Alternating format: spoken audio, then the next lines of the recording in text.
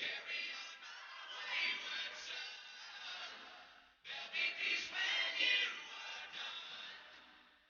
Lay your weary head to rest. Don't you cry no more.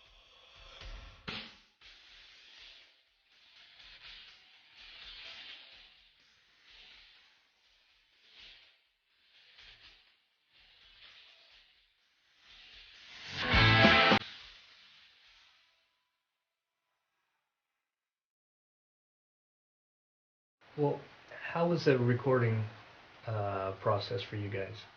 First time in the studio, Well, small first, budget? yeah, the first Kansas album, boy, there's some things I really regret about that album. For one thing, the entire album was recorded and mixed in 2 weeks, just under 2 weeks. It was a real rush job. We had one take per song. Everybody played pretty much live except for the vocals. We did some, I remember we did some violin overdubs because Robbie had played some things out of tune. But hey, it was a real rush job.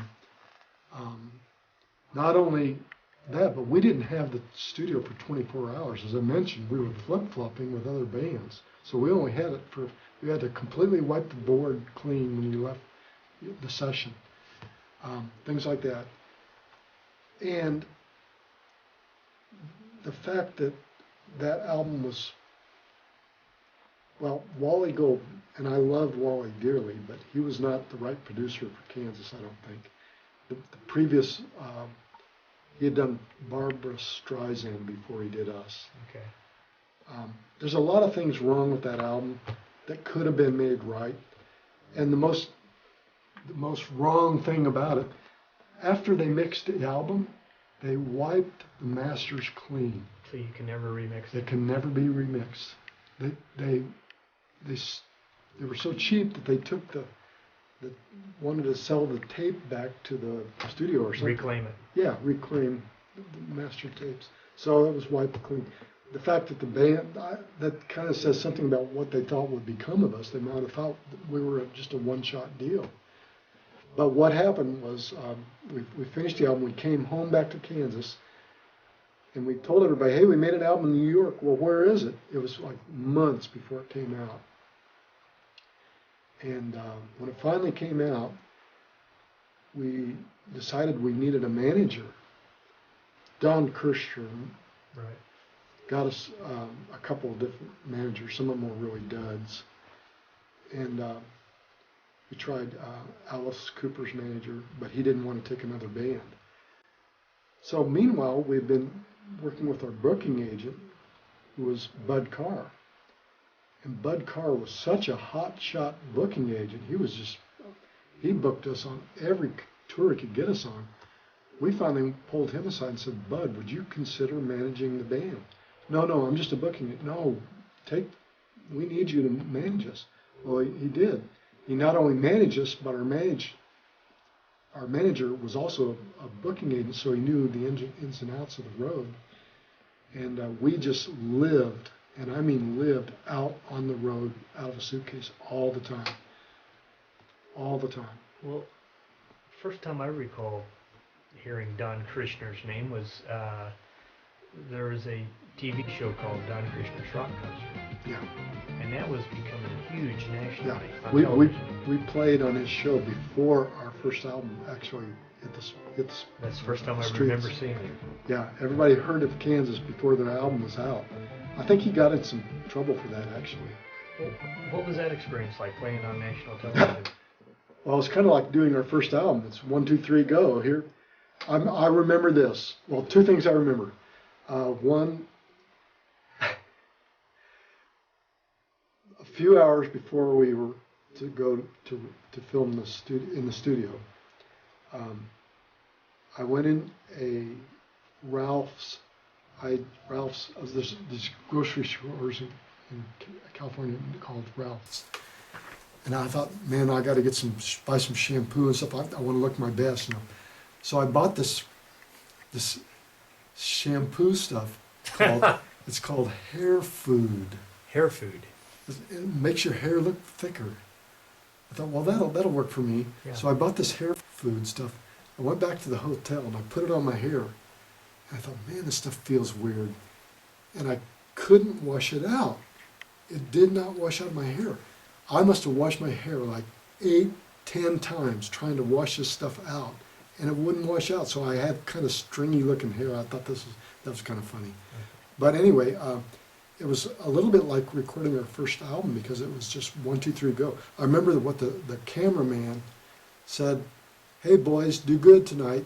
16 million people are watching."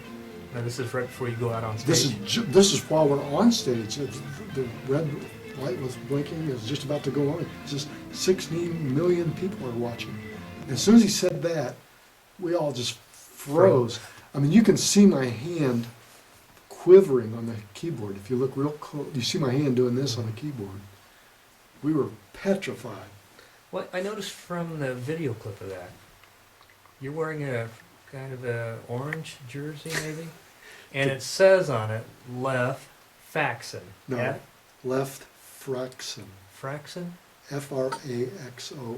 What exactly is that? That is, I wore my uniform as my member of the Topeka Fesk Club. F-E-S-K. Yes, it's a fictitious sport that we invented, Phil and I. It had a complete set of rules, it had a complete set of players with names and positions, and it was a complete bogus. There was no such thing as Fesk. But in interviews, we always used to tell the interviewer, they'd say, well, what do you guys do in your off time? Oh, we're big time Fesk players. Straight face. So like tournaments? Fest Oh yeah, tournaments? we'd describe the tournaments, and yeah, it was just a big bogus Well, where does one play Fesk? in a Fesk stadium. I don't remember all Well, of them, when's the but last time you actually played Fesk? in my mind, Yeah. Well, just that's- now, I think. Well, that's very creative. Okay, so you've got the first album coming out. You're back in Topeka, Kansas. You're playing every place or you can find to play. Well, we're still playing at the Touch of Gold, and Okay, so it hadn't really happened yet. no, nothing has happened. And the first thing that happened, we got a phone call finally from Bud Carr. He's not our manager yet, he's just our agent. We got a phone call for us to open for this Jay Giles band up in Lincoln, Nebraska. We got back from that gig, we got a phone call, you're gonna do your first tour. Our first tour is with the Kinks, Nice. who are one of my childhood, well, not childhood, my junior Right. high and high school idols. I got to open for them. Now, I've read a few things about the Kinks, that the brothers were a little bit volatile. They were the most volatile pair you can imagine. They were at each other's throats. The very first gig we played with them, this reminds me of me pouring the beer over my head, except one of the brothers threw a pitcher of beer at his brother, who then threw his guitar at his brother, and then started duking it out on stage. Fist. Yeah, this for real. Only brothers. And the concert was over. About halfway through the concert, the Kinks shut down. Oh. So much for a well-respected Yeah, band. I thought, boy, this is what touring's going to be like. Okay. So is the money starting to roll in now? No, First album's out in the the market. money was rolling out the door. But the album is out. The album's out, and somebody was making money, but not us. Okay. No hit off the first album. Radio hit? This was in the days of FM radio. Okay. We had FM radio airplay of a moderate FM radio. What we did, and we beat the road, as I say, we beat the road to death. We just played in front of so many people that we were generating album sales by virtue of our live performances. Okay. But you're still pretty much paycheck to paycheck. There wasn't even a paycheck. We were on a, well, I did Yeah, I don't know if I even got paid a check or cash, but my wife, by this time I was married to Vicki, and she was making more as a waitress than I was making in Kansas. Well, I was going to bring Vicki into it a little bit further down, but let's talk. How'd you meet Vicki? I met her at a gig in Atlanta. Atlanta. Yeah. Do you remember the circumstances? Yes, we were playing at a place called Alex Cooley's Electric Ball Group. Now, it's known for having live rock acts every Oh yeah, weekend. it was a rock club, a Rock club. very nice, big, sizable stage and everything. It was a big rock club, and we played there, and by this time we were just slaying audiences. We burned the house down. And Alex Cooley said, guys, normally we have a band come back once a year. I want you guys to come back in a month. So we were booked to come back in a month. But anyway, I noticed this beautiful girl. I noticed her in our dressing room. She came in our dressing room and walked past me and Merle McLean. Oh, so it was just open? Anybody from the public could just walk in? No, it wasn't, but she walked in the door. And I didn't know who she was, and it fell silent. I mean, I was speechless. And she walked back out, and Merle McLean and I were saying, man, who was that? Well, I get up on stage to play, and I look, and this girl is sitting in like the second row. And she's sitting right in front of me, and to make things worse, she's staring me down. She's watching me. Well, I was believe it or not, I was very, Shy? yeah, timid. A shy, timid rock star? Yes, I was. And when it came to women anyway. So we finished playing, and they invited us back the next month. And this girl, there's a strange thing in Alex Cooley's. You had to walk through the audience to get to the dressing room. The dressing room was at the back of the theater. So we had to walk directly through the audience. So it's like a gauntlet. Yeah, Everybody's well, there. they stood security guys Okay. to watch us. And I had to walk right past this girl's seat. And I saw her looking at me as I walked by, and I kind of, And that was it. We left town. Well, we came back the next month after doing a solid month worth of gigs. And we're playing at Alex Cooley's, and I look down, and here's this girl sitting in the same chair, the same girl, and I remembered her from the first time because I didn't forget her. And she's still staring at me. Well, it came down to the last song, and it was time to walk through the audience again. So I stepped down off the stage, and I said hi to her. She says, "Excuse me, would you marry me?" I said, "What?" She said, "Would you marry me?" I said, "Oh my gosh, well, let me put my guitar away and we'll talk about it."